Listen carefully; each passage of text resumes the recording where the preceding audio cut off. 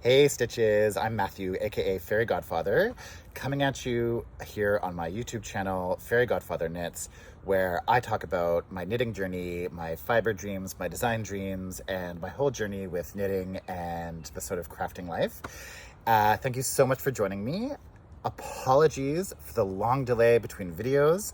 I've been going through it a little bit. There's been some stuff going on, but I am happy to be back, and I'm happy to be really focused on the YouTube channel. I did film one a couple weeks ago, but I just never got it edited all the way, and I ended up feeling a lot of, I had a bit of a self-confidence crisis, and I also noticed I have some food in my teeth in some of this footage, and it was just a little bit rushed, so it didn't come together as an entire thing, but I'm going to sort of intersperse it with this new footage from today. I thought you might enjoy the blossoms, because the blossoms that were out the first time I filmed are no longer here. So a lot changes in spring, things have been moving quickly, and here's some footage from that time. Hey Stitches, it's me, Fairy Godfather. Spring has sprung! This is the beautiful forsythia at my parents' house that I grew up with. You can see a few cherry blossoms over here from my neighbor's tree. It's sunny, and so I thought I would come to you from outside. I'm wearing my color Quadrant hat, I believe, by James N. Watts. I am wearing my armored cardigan by Stephen West. I am wearing my log cabin fingerless mitts. It is actually, as nice as it looks, it's still pretty cold. We've had weird weather here in Toronto. We had like a few days of very high like summer temperatures. It was super, super hot. And then it dipped way back down. We had a frost warning last night. So it's been really, really up and down, really all over the place. But it's been actually good weather for knitwear. So last time I had just started the Elfmail sweater, and there were a couple of you that commented that you heard me say alpha male sweater, which is just a funny idea, and I kind of have my wheels spinning now of what the alpha male sweater would actually look like, so maybe that's something I will end up designing one day. But for now, I am working on the Elfmail, which is not my design, and I have made a fair bit of progress on it. I'm basically done the yoke, or I am done the yoke, and I've separated for the sleeves and started on the body there. So yeah, it's much, I think it's gonna fit a lot better than the medium I had made one time. If you remember last video, I was talking about that. Someone made the really helpful comment that I had maybe divided for the sleeves too soon on the old one. I mean, I was following the pattern, but she suggested it should be like 3 inches below your armpit before you divide. So I definitely, I made a point, like the pattern has you increasing the raglan to a certain point, and then I kept going with no increases just to make the yoke a little bit deeper and a little bit longer. So yeah, I have a lot of hope for this sweater. I think I probably won't be wearing it until the fall now at this point, but it'll have a fun sort of Halloween-y vibe. I'm just using the wool that is left over from my twist and turn shawl, along with the black is Holst garn that I have a cone of from before. So yeah, I'm out of the red now into the gray, which should be the rest of the body, and then I'm going to use the pink for the sleeves. So yeah, I will just keep going on that, and it's just a fun one to have and just like do a few rounds a day and just make slow, steady progress on it. I'm kind of really enjoying that vibe. Like, I like to have a few different projects on the go that I can just like work on every day, and it does make progress feel slower, but I really like it. It works for me that within the span of a day, I work on multiple things. So I'm never getting too bored or too frustrated within the span of a day. This one I also haven't touched at all since the last recording. And in fact, when I came here this week, I forgot to bring the right size needles to work on it. So I haven't been working on that one while I've been here. The Naname Tee by Amimonology. I'll put the pattern up here. And this is another t-shirt pattern. I'm always on the hunt for the perfect t-shirt pattern. I've yet to find it. But I'm really enjoying this so far. It is linen. I'm using 100% linen. Quince & Co. Sparrow, I believe. I don't have the colorway with me, but again, it's like, it's kind of bluey and kind of gray. It's like that sort of in between blue and gray. I'll put up the name here. So yeah, it's just it's done in the round. Hold on, I'm just a little tangled here. It is done in the round, and it has these fun eyelets on the front, or this little like lace panel,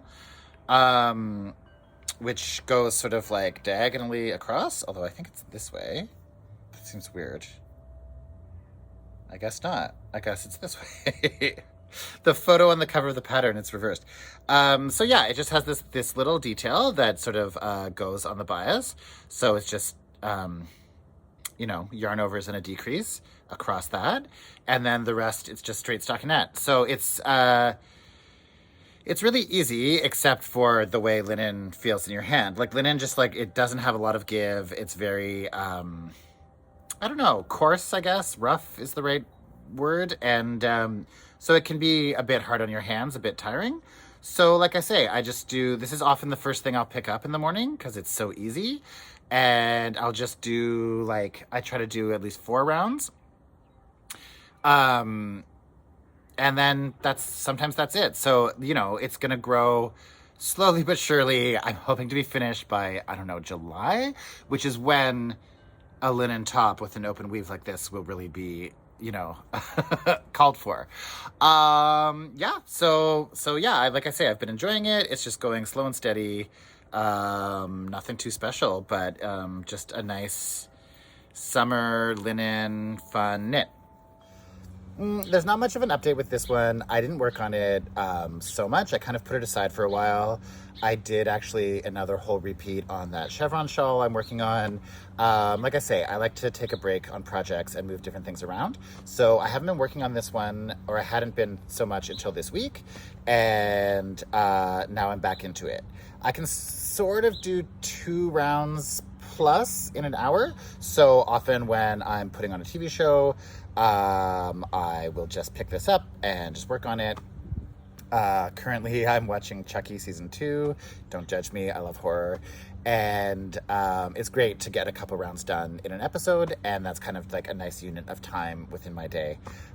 So yeah, I'm excited to wear this. I'm excited to wear it when it's really hot in July and August, and I feel reasonably hopeful that I will be finished by then. So yeah, this one's continuing well. Not a lot to update you on in the 2 weeks that this video has been trying to come out. So if you remember too, in my last episode, I was talking about yearning for summer knits and summer fibers and so on. So to that end, I finally got my, some cotton in. I did order through, We Are Knitters, because their cotton is my favorite cotton DK that I've found so far. This is the colorway denim, and I mean, my shirt is denim, and it's not like it is denim. It's just like, it looks a lot bluer in some lights and a lot grayer in some lights, and I'm finding it looks kind of gray, which I don't mind.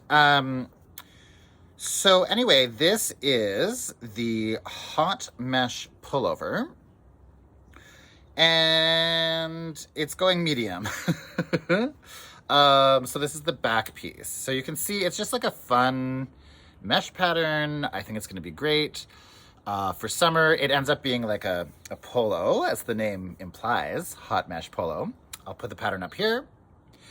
I have to say, I was struggling a bit with this pattern. I think I'm doing the extra large size, and I started it and frogged it, I think 3 or 4 times, going right from cast on into the first few rows. And the way it's written, at least for the size I'm doing, the stitches don't add up. There's an extra stitch on my first wrong side row, no matter what I do. So I just kind of continued with that. And then I also had some trouble with the way the increases are written. I think I understand why it happened. But so I'm not sure. Maybe there's an updated version of this pattern that I haven't gotten yet. One of the videos linked in the pattern works, but then there's also supposed to be some photos in the pattern, and that link does not work anymore. So I'm having to invent a little bit as I go. And you can see the main place that's impacted is here on this edge, where I've ended up with like some solid, these two holes, some more solid, and then I decided to go back to making the eyelets because it just looked too thick like that. So like I say, it's just a little issue with the way the increases are written out in the pattern. But yeah, it's, like it's basically working, and it's the back.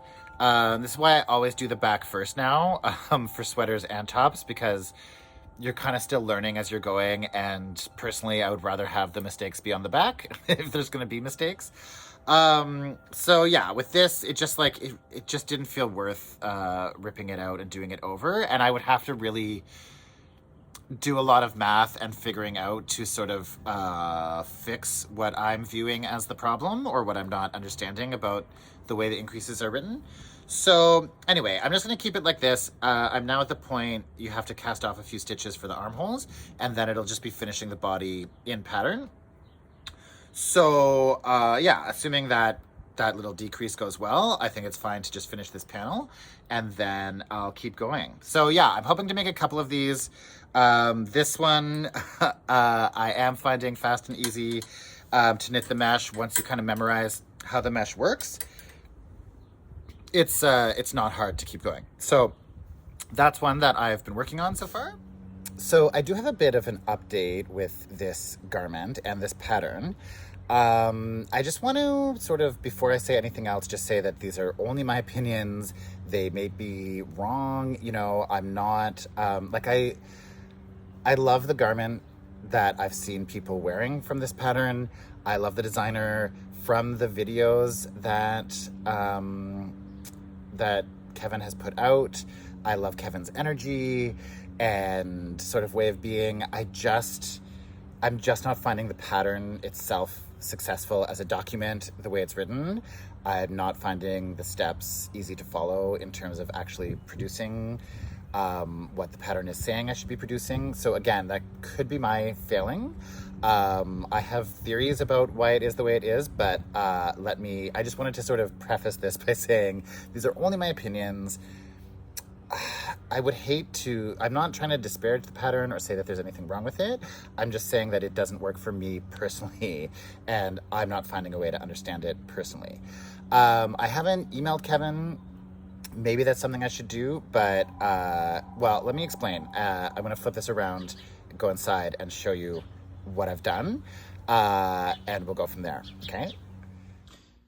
So the sort of joke is, or just what's funny is, I ended up ripping out everything that I showed you last time, the entire top, basically like down to the armholes, because when I did the cast off, or it's actually a cast on, when you're going down, that's right, you're increasing, you're adding stitches, and you're casting on extra armhole stitches. It altered, it like offset the mesh pattern and just looked so wrong, and I was already unhappy with it. So I pulled it all out, and then what happened? So basically, I decided to do it bottom up instead of top down. But then you also add all these stitches for the ribbing because you go down from 5.5 millimeter needles to 3.5 millimeter needles. So it's sort of extreme to do that edging there. So what I did was I knew that the body had to have a certain number of stitches from the hem, or well, from where the hem starts up to where the armholes are, at the bottom of the armholes, right? So I did a provisional cast on, then I knit the ribbing and did the tubular cast off on the ribbing on the bottom hem. Then I am adding a selvage because I know it's a seamed garment, and I find a selvage edge and selvage stitches really help with seaming. And so whenever I see patterns, which I see quite a bit these days, like patterns for seamed garments that don't have a selvage edge or like a selvage stitch to help with the seaming edge, I find a bit weird. So I'm adding a selvage myself and a 2-stitch border on either side. And then I have established the mesh pattern throughout the middle. So I am now going to work my way up, and then I will be casting off and decreasing for the armholes and for the other shaping. So I know I mentioned that there were supposed to be some photos or tutorial elements in the pattern, and the link wasn't working. Well, lo and behold, Kevin sent out an update on Ravelry and said that lots of people had been in touch saying that this link wasn't working, and issued a new version of the pattern with the working link. So I clicked on it and I was very excited to see if it would help with what I was experiencing as a problem. Hi, so I have just spent some time on Instagram looking at Kevin's Instagram profile. There's like a special collection of all test knits for the hot mesh polo. So look, like, I guess it's me. Like, obviously, tons of people have made this pattern. Obviously, tons of people have no problem. From what I can see from the photos, I can see some people that have done the same solution I've done. Because I can tell, like, you can tell by the way the yarn overs are, and like the way the mesh happens on an edge. So I don't know. I mean, I've tried it. I've done like a 12-stitch swatch. I've done a 16-stitch swatch. It says that this pattern should work for any multiple of 2 or 4, which does not make sense to me. It seems to be implying that there can be an edge where you have like 3, like start with a knit 3, do the pattern, end up with a knit 1, and then on the way back, start with a purl 3, do the motif, and end with a purl 1. I cannot make this work. So yeah, like, I don't know. I don't understand what's happening here. But I don't know. I think I'm relatively confident that I'm going to end up with a garment that is looking the way it is supposed to look. But I personally am just not able to follow this pattern as written in the least. Kevin seems to have a lot of other really interesting patterns. I know he's putting out a hot mesh tank currently, which I think is a great idea.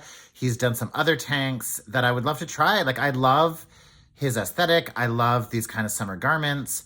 I'm really into it. I just can't follow this pattern as written, even with the video tutorials.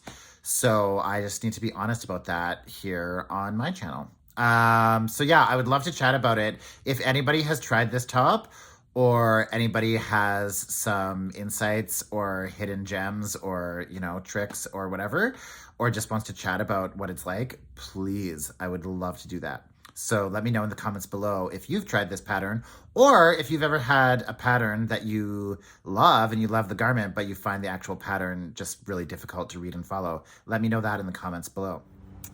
Thank you so much for joining me today. If you've made it to this point in the video, please consider subscribing, please consider liking, please tell your friends about the channel, and I look forward to seeing you so soon. I promise I'm gonna get more content out soon. There's been a little bit of a loggerhead, is that the right word? But there's going to be more coming, and hopefully this delay is a thing of the past, and I'm going to be much better about posting consistently. So please stick with me and stick with the channel, and I will see you again soon. Happy knitting and have a great day. Bye.